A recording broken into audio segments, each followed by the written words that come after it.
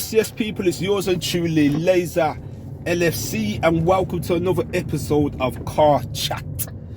Now today, we're going to touch up on Real Madrid versus Liverpool in the second leg of the Champions League quarter-final tie. Now Liverpool currently trail 3-1. They managed to get an away goal in this leg before, right? Now is that away goal going to prove to be crucial? You know, Liverpool are certainly going to have to give a better account of themselves, people, because they did not start well in the game last week in the first leg. You know, it was almost like we paid Real Madrid way too much respect. You know, and for a team of our stature, yes, we're not having a great season at the moment by our standards. It's been a poor season, injuries, etc. Right? We've got winners in our squad. We've got Gini Wijnaldum. We've got guys that have won the Champions League before, won major trophies, Super Cup, Premier League. I don't think they gave a good account of themselves, especially Gini Wijnaldum. I've already touched upon him. You know, he was given the captaincy. He didn't show no leadership. He didn't take the game by the scruff of the neck. We're going to have to do way better, because I tell you, Real Madrid, right, they don't need to force the issue in this second leg. What they would do, I reckon they would gauge our body language, gauge how the game's going in the opening stages. They'll probably sit back, give Liverpool most of the ball, and just try and hit us on the counter-attack. Now, Real Madrid haven't been renowned for their counter-attacking capabilities this season. You know, I think they scored something like 2 or 3 goals on the break. You know, they knocked the counter-attacking team of yesteryear when they used to have guys like Cristiano Ronaldo, Bale, etc. You know, but they still pose a threat with Vinicius Jr.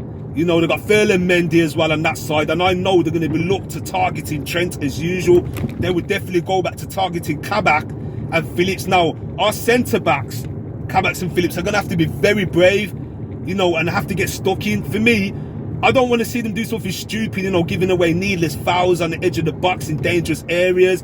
But they're going to have to, you know, give a much better account of themselves, you know, more presence, because we know they lack experience at this level, you know, and I'm not blaming them. You know, they haven't played at this high level before, because you got to remember, this is a high level. Yes, it's not a great Real Madrid team, but they're still a good team. You know, it's not a team, what I should say, it's not a great Real Madrid team compared to the teams in the past, but they're still a top team. They've been on great form. I think they're something like 2 points behind the top of the table in the Liga, considering where the start was. You know, the start they had at the beginning of the season. You know, they're in good form. Benzema's having a decent season. He poses a threat as always. Asensio as well. They've got Modric, Casemiro and Cruz. No, Modric and Cruz, yes, they're aging. They're in a bit of an aging side, but they're still world-class players. They still pose a threat. They're going to be pulling the strings in midfield. Now, we're going to have to line up correctly. For me, personally, I want to see Milner start. And the reason why is because he brings leadership to the team. He brings leadership qualities. His mentality, yes, you know, he's not the same player as he was, you know, a few seasons back, but we're going to need leaders on the pitch, and I just feel Gini lacks that at this current moment. His head's elsewhere. You know, I don't know if it's to do with the possibility of him signing for Barcelona, the contract debacle. You know, it's just the last couple of days, he hasn't been the same. Going back to the Premier League game against Aston Villa as well, you know, we had a poor first half in that game, but yeah, we're going to have to start with intensity, hunger, desire. I want to see the boys motivated. And like I said numerous times, it's a shame there's no Anfield crowd. So that's why a lot of our fan base are not positive. They're not feeling very confident about this game, because, you know, that's our 12th man. We all know if the Anfield crowd was there and the fans would be lining the streets of Anfield, you know, greeting the team boss, you know, with the red flares, a sea of fans. Oh my days, you know, that will get the players fired up. You know, it will put the shakes on the opposing team, Real Madrid, and we'll be ready to go. You know, we haven't been great at Anfield this season. You know, we're just going to look past that and just go for it. We've got nothing to lose. I'm not saying we should start fast, like stupidly fast, and all out attack. I don't think that's the way to go. But Real Madrid have some doubts. Ramos won't be playing because he's got an injury. Varane, he's got a bout of COVID, so he's a doubt because of his, you know, he's got to isolate and stuff like that. And apparently Lucas Vazquez is going to be out. So this works in our favour. We're going to have to make the most of this opportunity here. You know, they've got players out, Carver, Howell, I can't remember, I think Valderrama may be a doubt as well. We're going to have to make the most of this opportunity. You know, it'll be so amazing considering the season Liverpool FC have had to qualify and make it into the semi-finals. And we will have a huge opportunity, guys, to make the final. You know, it looks likely if things go to plan, God willing. I'm just sitting in traffic at the moment. If it goes to plan and we do get through, let's just say we get through, because it's not impossible. All we need is 2 goals.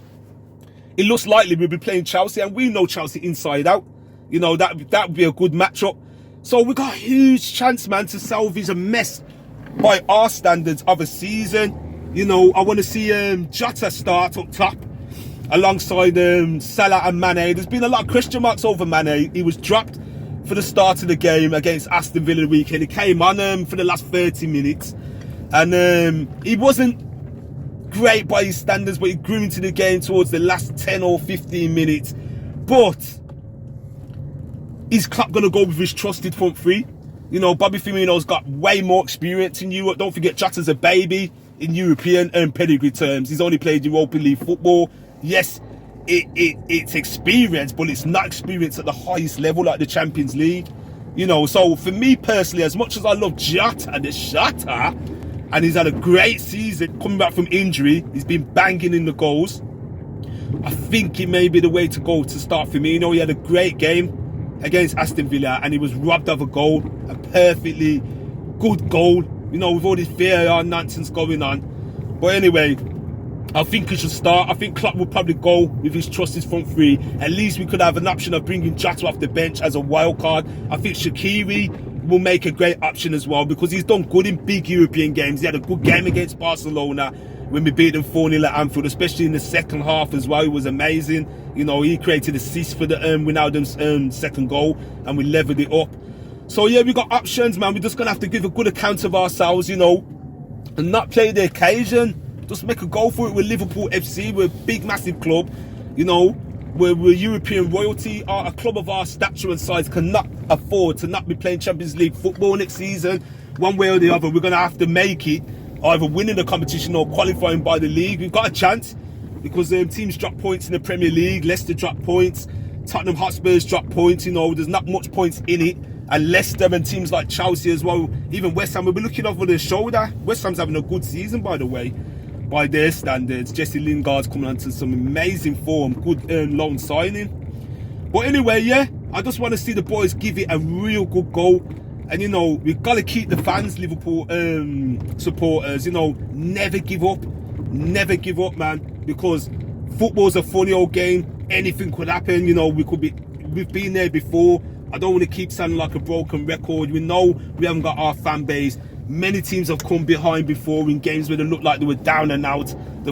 Teams have done it and won the title. We all know the pain we went through. A lot of older fans will know, and if younger fans know their history, 1989, it still stings in a lot of Liverpool fans' heart.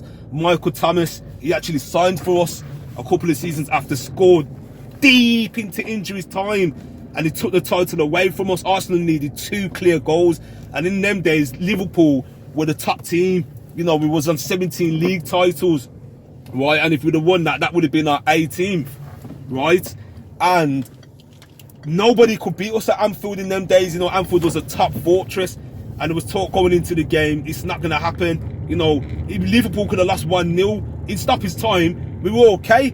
You know, and John Barnes, you know, it's all good looking in hindsight. He should have took the ball into the corner, but he didn't. And then, you know, the rest is history. Michael Thomas scored. You know, and it's up for grabs now, that famous commentary. And they won the title, you know, like I said. But yeah, guys, don't give up, man. It's never over till it's over. Anyway, I'm going to leave it as that. It was a quick car chat. Don't forget to hit like, share and subscribe. Please do that. Please show some support to the channel. Until the next time, peace, I'm out.